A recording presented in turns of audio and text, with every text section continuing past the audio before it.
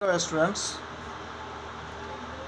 मैं doctor Sanjay Kumar Jha, assistant professor department of sociology, ABM college Jamshedpur, सह समाजशास्त्र विषय के लेखक। आज मैं आप लोगों के लिए सोशोलॉजी ऑनर्स सेमेस्टर 3 के स्टूडेंट के लिए रूरल सोशोलॉजी पेपर को लेकर के आया। इस पेपर में 6 अध्याय हैं, जिनमें से 4 अध्याय की पढ़ाई हो चुकी थी। इससे पिछले वाले वीडियो में हमने 5वां अध्याय पंचायती राज व्यवस्था में इन किए थे। तो आज मैं पंचायती राज व्यवस्था पर ही आप लोगों से डिस्कस करना चाहूँगा। पंचायती राज व्यवस्था पर इससे पहले मुगल काल तक की स्थिति के बारे में आप लोगों को अवगत करवाए थे, लेकिन आज चर्चा करेंगे ब्रिटिश काल में पंचायती राज व्यवस्था की क्या स्थिति थी। यानी कि इससे पहले हम इसका ऐतिहासिक परिप्रेक्ष्य से उठाए हैं, प्राचीन भारत से लेकर के अब तक उठाएंगे, सिलसिलेवार तरीके से आप लोग जानेंगे। तो ब्रिटिश काल में पंचायती राज व्यवस्था जो थी, तो अंग्रेज़ों का भारत में उद्देश्य क्या था? आने का शोषण करना था। क्या था? शोषण करना। अतः पंचायतों की व्यवस्था में इस उद्देश्य को प्राप्त करने के लिए उसको तो परिवर्तन करना पड़ता, और परिवर्तन किया भी गया। शासन संचालन के लिए अधिकतर कर्मचारियों की नियुक्ति इस समय की गई। पंचायतों के अधिकार इनके हाथों में आना प्रारंभ हो गया। जो पंचायत को अधिकार था वो धीरे धीरे ब्रिटिश सरकार अपने हाथों में लेना शुरू कर दिया। लॉर्ड कर्जन की एक नीति थी, केंद्रीकरण की नीति। ठीक है, इसी के फलस्वरूप इन संस्थाओं पर सरकारी वर्चस्व स्थापित होना शुरू हो गया। यानी सरकारी वर्चस्व को ये स्थापित कर दिया। किस नीति के कारण? लॉर्ड कर्जन के केंद्रीकरण नीति के कारण। पंचायतों पर प्रथम आक्रमण वर्ष 1773 ईस्वी में प्रारंभ हुआ। 1773 ईस्वी में 1773 ईस्वी में जो प्रारंभ हुआ, ये कैसे? जब वारेन हेस्टिंग्स के शासनकाल में रेगुलेशन एक्ट द्वारा पंचायतों के अधिकार एक के बाद एक छीने जाने लगे। अब पंचायत का अधिकार क्या हुआ? धीरे धीरे छीना जाने लगा। कब? वारेन हेस्टिंग्स के शासनकाल में रेगुलेशन एक्ट के द्वारा। गांव में मालगुजारी एकत्र करने के लिए जमींदार नियुक्त कर दिया गया, जो व्यक्तिगत रूप से लगान वसूल करने लगे। ब्रिटिश शासनकाल में देखेंगे व्यापक पैमाने पर दीवानी एवं दंड न्यायालयों की स्थापना हुई थी। किसकी स्थापना हुई थी? किस न्यायालय की? दीवानी एवं दंड न्यायालयों की स्थापना व्यापक रूप से इस काल में हुई थी। साथ ही एक चीज़ ये भी देखते हैं, इनका क्षेत्राधिकार जो था गांव तक भी प्रशस्त था। यानी कि इसका अधिकार कहाँ तक था? गांव तक। यानी कि न्याय व्यवस्था किस में आ गया? इनके हाथों में। जो पहले पंचायतों के हाथ में थी वो उठ के आ गया इनके हाथों में।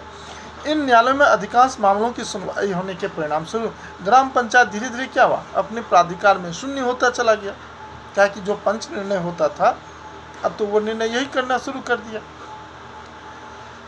1821 ईस्वी में 1821 में एल्फिनस्टोन ने ग्राम पंचायतों के महत्व को स्वीकार किया। किसने किया?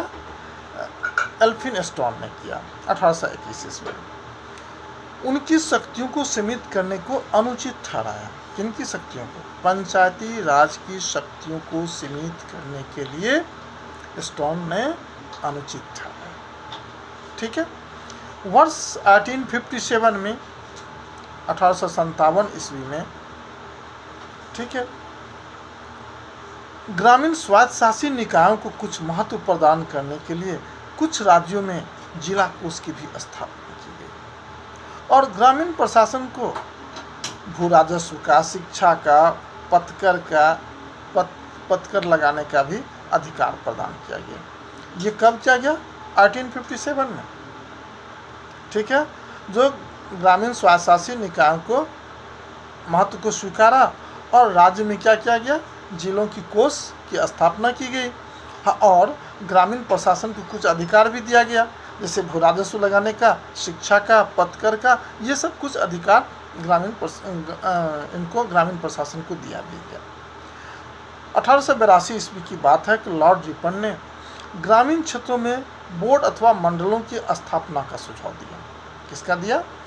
बोर्ड और अथवा मंडल की स्थापना। ये दिया लॉर्ड रिपन ने। कब दिया? 1882 ईस्वी।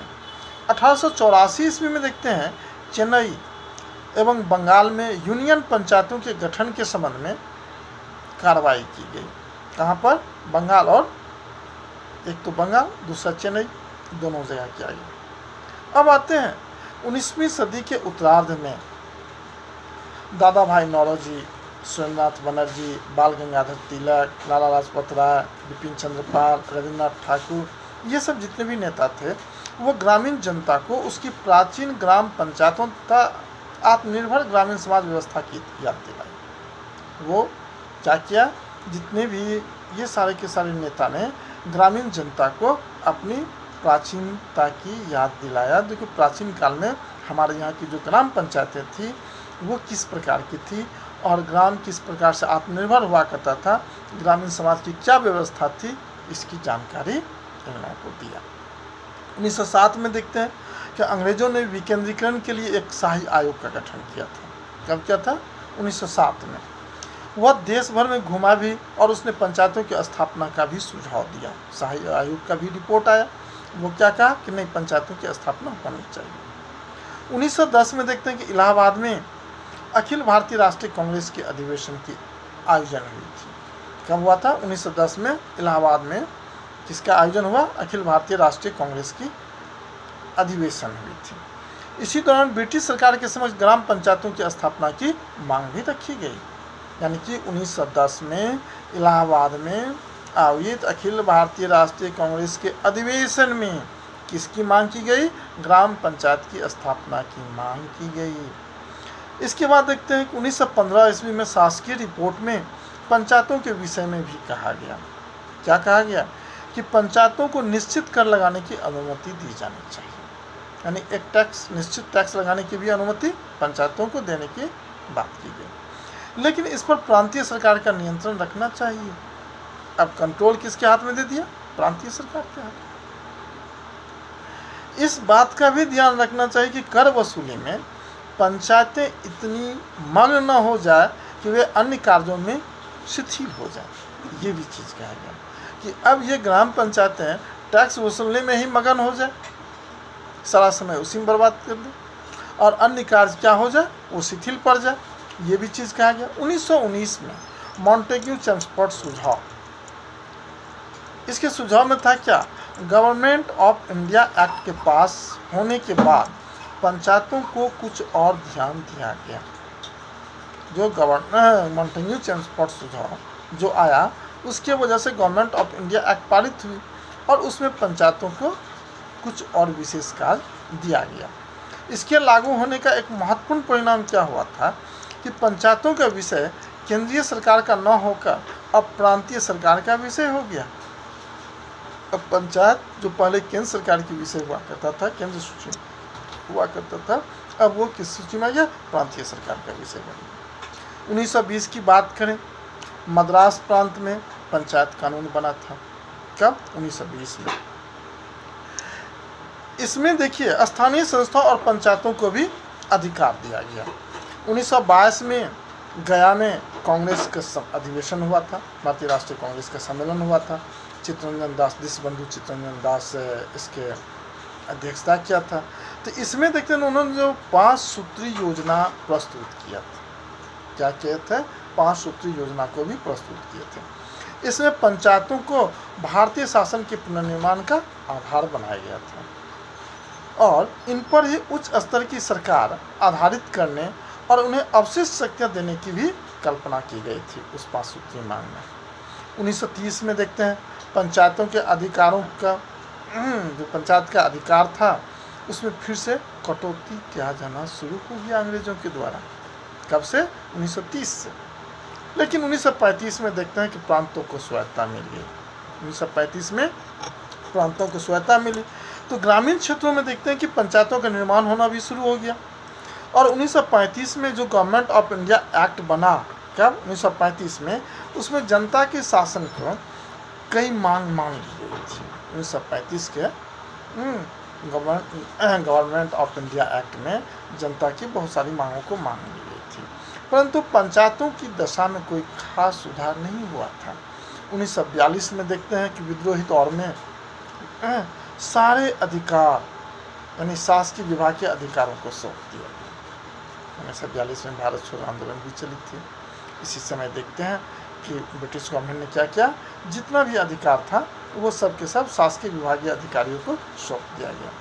हालांकि 1941 में पंचायतों के अलग से विधान बनाने का एक दस्तावेज भी तैयार हुआ था। कब? 1941 में। लेकिन ऐसा नहीं हुआ। 1946 में जाकर ग्राम पंचायत अधिनियम बना था। कब बना? 1946 में ग्राम पंचायत अधिनियम। समय समय पर विभिन्न प्रांतों के देखते हैं कि ग्राम पंचायत संबंधी जो अधिनियम पारित किए गए, बहुत सारे अधिनियम पारित किए गए समय समय पर। यदि आप उस काल की देखें तो बंगाल में स्थानीय अधिनियम बनी थी 1919 में, मद्रास में स्थानीय सरकार अधिनियम बनी थी 1920 में, बम्बई ग्राम पंचायत अधिनियम बना था 1920 में, इसी प्रकार उत्तर प्रदेश पंचायत एक्ट बनी थी 1920 में, बिहार सरकार अधिनियम बना था 1920 में, सेंट्रल प्रोविंस पंचायत अधिनियम बना था 1920 में, पंजाब पंचायत अधिनियम पारित हुआ 1922 में, असम सरकार अधिनियम 1925 में बनाया था, मैसूर ग्राम पंचायत अधिनियम 1928 में बनी थी। इस प्रकार से इस काल में देखते हैं कि इसका विकास होना शुरू हो गया ब्रिटिश काल में। परंतु स्वतंत्रता की बाद क्या प्रगति हुई, ये बहुत मायने रखता है।